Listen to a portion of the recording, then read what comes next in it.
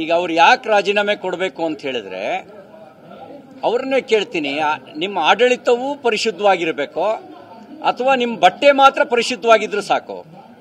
ಮುಖ್ಯಮಂತ್ರಿಗಳ ಡ್ರೆಸ್ಸು ಬಹಳ ಸ್ವಚ್ಛ, ಆಡಳಿತ ಅತ್ಯಂತ ಕೊಳಕು, ಅತ್ಯಂತ ಭ್ರಷ್ಟ.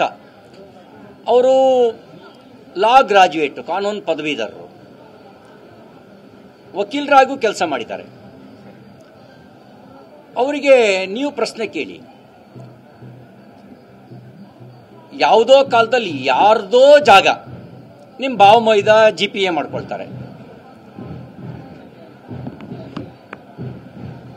ಅರಿಶಿನ ಕುಂಕುಮಕ್ಕಾಗಿ ನಿಮ್ಮ ಮನೆಯವರಿಗೆ 3.5 ಎಕರೆ ಜಾಗ ಕೊಡ್ತಾರೆ. ಅಬ್ಬಾ, ಎಂಥ ಅಟ್ಯಾಚ್ಮೆಂಟ್ ಇರುವಂತ ಶ್ರೀಮಂತ ಕುಟುಂಬ. ಅದಕ್ಕೆ ಸಮಾನಾಂತರವಾಗಿ ನಿವೇಶನ ಕೊಡಬೇಕು ಅನ್ನೋದು ಯಾರಿಗೆ ನಿವೇಶನ ಕೊಡಬೇಕು, ಯಾವ ಸಂದರ್ಭದಲ್ಲಿ ಭೂಮಿ ವಶಪಡಿಸ. ಮೊಹಮ್ಮದ್ ಯಾಹಿಯಾ ಕುರಿ ಸಾಕಿ ವರ್ಷಕ್ಕೆ 40 ಲಕ್ಷ ಗಳಿಸ್ತಿದ್ದಾರೆ. ನೀವು ಕೂಡ ಅವರಿಂದ ಕಲಿಬೇಕಾ? ಅವ್ರ ಜೊತೆ ವಿಡಿಯೋ ಕಾಲ್ನಲ್ಲಿ ಮಾತಾಡಬೇಕಾ? ಈಗಲೇ ಫ್ರೀಡಮ್ ಆ್ಯಪ್ ಡೌನ್ಲೋಡ್ ಮಾಡಿ. ಬೇಕಾದ್ರೆ 50-50 ಅಂತ ಅಗ್ರಿಮೆಂಟ್ ಆಗಿರುತ್ತೋ ಅವರಿಗೆ ಮಾತ್ರ ನಿವೇಶನ ಕೊಡಕ್ಕೆ ಅವಕಾಶ ಇರುತ್ತೆ. ಉದಾಹರಣೆಗೆ ನಿಮ್ದೊಂದು 10 ಎಕರೆ ಜಾಗ ಇದೆ, ಮೂಡ ಮತ್ತು ನಿಮ್ಮ ನಡುವೆ ಒಂದು ಮ್ಯೂಚುವಲ್ ಅಂಡರ್ಸ್ಟ್ಯಾಂಡಿಂಗ್ ಆಗುತ್ತೆ, ಕರಾರು. ಮೂಡಾದವರು ನಿಮ್ಮ ಜಮೀನನ್ನು ತಗೊಂಡು ನಿಮಗೆ ಅರ್ಧ 50% ನಿವೇಶನ ಕೊಡ್ತೀವಿ ಅಂತ ಹೇಳ್ತಾರೆ. ಆವಾಗ ಮಾತ್ರ ಕೊಡೋಕೆ ಅವಕಾಶ ಇರುತ್ತೆ. ಯಾವುದೋ ಕಾಲದಲ್ಲಿ ಲ್ಯಾಂಡ್ ಅಕ್ವೈರ್ ಮಾಡ್ಕೊಂಡಿರೋದಕ್ಕೆ 50% ಕೊಡೋಕೆ ಎಲ್ಲಿ ಅವಕಾಶ ಇದೆ? ಎಲ್ಲಿದೆ ಅವಕಾಶ? ಅವ್ರ ಲಾಯರ್ ಸುಳ್ಳು ಹೇಳೋದು ಬಿಟ್ಟು ಸತ್ಯನೇ ಹೇಳಿ. ಒಂದು ತಪ್ಪು ಅಲ್ಲಿ ನಡೆದಿರೋದು. ಎರಡನೇದು, ಮೂಲಕ್ಕೆ ಹೋದ್ರೆ ಫ್ರಾಡ್ ಮಾಡಬೇಕು ಅಂತಾನೆ ಒಂದು ವ್ಯವಸ್ಥಿತವಾಗಿ ಸಿದ್ಧತೆ ನಡೆಸಿ ಮೋಸ ಮಾಡ್ದಂಗಿದೆ. ಸರ್ಕಾರಕ್ಕೆ ಮೋಸ ಮಾಡಬೇಕು ಅಂತ ಒಂದು ವ್ಯವಸ್ಥಿತವಾಗಿ ಸಿದ್ಧತೆ ನಡೆಸದೆ ಮೋಸ ಮಾಡ್ದಂಗಿದೆ. ಮೋಸ ಮಾಡಿರೋದು ಇವ್ರಿಗೆ ಬಹಳ ಹತ್ತಿರದಲ್ಲಿರೋರು.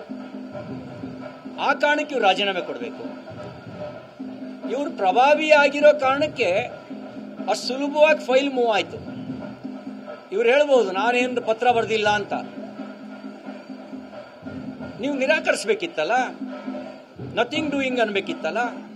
ನೀವು ಹೇಳಿ, ನನ್ನ ಗಮನಕ್ಕೆ ಬರದಲ್ಲೇನೆ ಇದೆಲ್ಲ ನಡೆದಿದೆ ಅಂತ ನೀವು ಹೇಳ್ತೀರಾ? ಹಾಗಾದ್ರೆ ನಿಮ್ಮ ಗಮನಕ್ಕೆ ಬಂದಿದ್ದು ಯಾವಾಗ? ಆ ಬಂದ ತಕ್ಷಣ ನೀವು ಪಾರದರ್ಶಕವಾಗಿದ್ರೆ, ಪ್ರಾಮಾಣಿಕರಾಗಿದ್ರೆ ಆ ಬಂದ ತಕ್ಷಣನೇ ರಿಜೆಕ್ಟ್ ಮಾಡಬೇಕಿತ್ತಲ್ಲ. ನನ್ನ ಹೆಸರಿಗೆ ಕಳಂಕ ಬರುತ್ತೆ, ನನ್ನ ಆಡಳಿತಕ್ಕೆ ಕಳಂಕ ಬರುತ್ತೆ, ಇದೆಲ್ಲ ಮಾಡಬಾರ್ದು ಅಂತ ಹೇಳಿದ್ರೆ ಆಗ ನೀವು ರಾಜೀನಾಮೆ ಕೊಡಬೇಕಾದ ಅವಶ್ಯಕತೆ ಇರಲಿಲ್ಲ. ಅದ್ರ ಬದಲಿಗೆ ನೀವೀಗೇನು ಹೇಳ್ತಾ ಇದ್ದೀರಿ ಅಂದರೆ, ನಮ್ಮ ಕಡೆ ಒಂದು ಗಾದೆ ಮಾತಿದೆ, ಮಳ್ಳಿ ಮಳ್ಳಿ ಮಂಚಕ್ಕೆ ಕಾಲೆಷ್ಟು ಅಂತ ಕೇಳಿದ್ರೆ ಅವ್ನು 4 ಅಂತ ನೇರವಾಗಿ ಹೇಳಲ್ವಂತೆ, ಅವ 3 ಮತ್ತೊಂದು ಅಂತಾನಂತೆ. ಹಂಗಿದೆ ನೀವೀಗ.